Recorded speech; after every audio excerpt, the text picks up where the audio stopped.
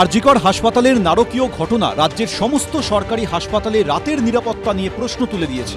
এই পরিস্থিতিতে গভীর রাতে তাম্রলিপ্ত মেডিকেল কলেজের নিরাপত্তা ব্যবস্থা খতিয়ে দেখতে গেলেন পূর্ব মেদিনীপুরের জেলাশাসক। বুধবার রাত 11টার পর হাসপাতালে যান জেলাশাসক পূর্ণেন্দু মাঝি, সঙ্গে ছিলেন পুলিশ সুপার। একাধিক ওয়ার্ড, হাসপাতালের ক্যাম্পাস ঘুরে দেখেন তারা।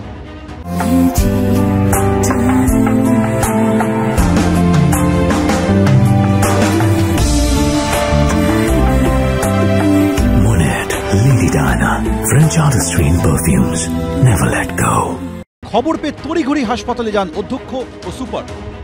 গভীর রাতে দেখতে হবে এখানকার গভীর রাতে এখানকার সিকিউরিটি কেমন রয়েছে, হসপিটালে কেমন চলছে, পেশেন্টরা কেমন রয়েছে, তাতে কোনো অসুবিধা হচ্ছে কিনা, ডক্টররা রাউন্ডে আছেন কিনা, ইমার্জেন্সি সব কাজ ফাজ ঠিক হচ্ছে কিনা। এখানে এত পেশেন্টের ডিমান্ড, এত পেশেন্ট আসছে, প্রায় অলমোস্ট ডবলের বেশি পেশেন্ট আছে।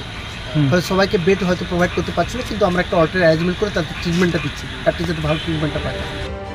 এরই মধ্যে এক রোগীর আত্মীয় অভিযোগ করেন, ইনজেকশন দিতে তাদের কাছে টাকা দাবি করেছেন হাসপাতালের এক কর্মী। কত টাকা চেয়েছে?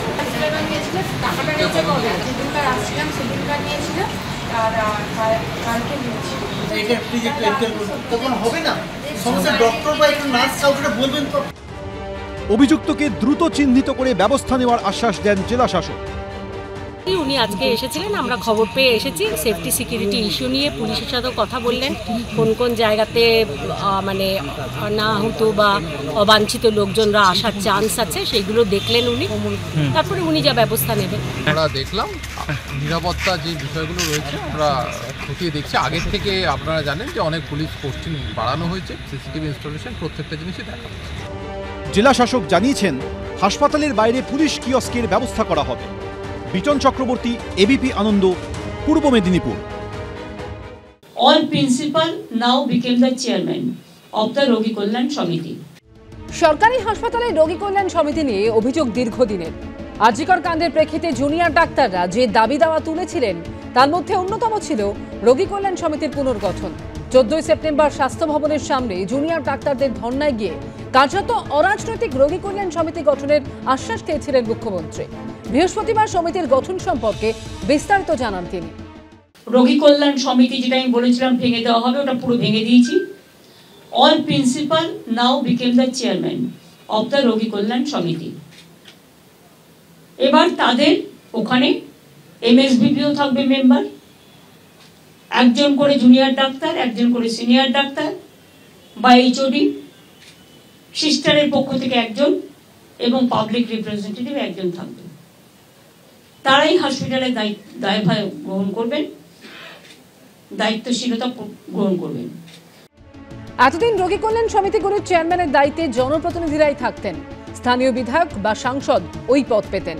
আরজিকর কাণ্ডের পর এখন সেই পদ্ধতিতে পরিবর্তন হচ্ছে। এদিন বৈঠকের পর পুলিশ নিয়েও নতুন নীতির ঘোষণা করেন মুখ্যমন্ত্রী। পুলিশের রিক্রুটমেন্ট করতে একটু টাইম লাগে, তাও আমি বলেছি বেশি টাইম না নিয়ে ডাক্তাররা যেমন আমি এখন অ্যালাউ করে দিয়েছি, যারা পিজিটি করে মনে করুন বা এমএস করে, এমডি করে, নানা রকম আছে, তো তারা ডাব্লিউবি মানে ইন্টার্ন করবার পর তাদের আমি বলেছি তারা পড়াশোনাও করবে, আবার তারা চিকিৎসাটাও করবে, সেরকম পুলিশের ডিউটিও করবে, আবার ট্রেনিংটাও নেবে। এইটা করলে আমরা কাজগুলো ওই 3 মাস 6 মাসের ট্রেনিং দেওয়ার প্রয়োজন নেই, কারণ আমার অত ম্যান পাওয়ার নেই, ম্যান পাওয়ারটা সব জায়গায় দিতে হয়।